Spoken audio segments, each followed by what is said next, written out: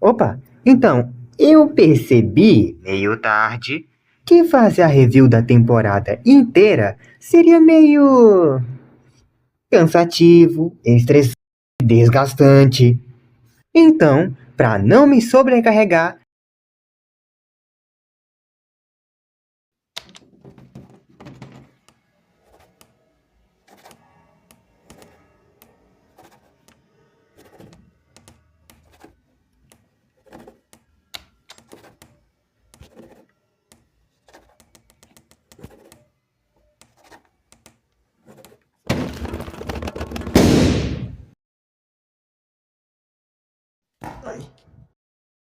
Ai.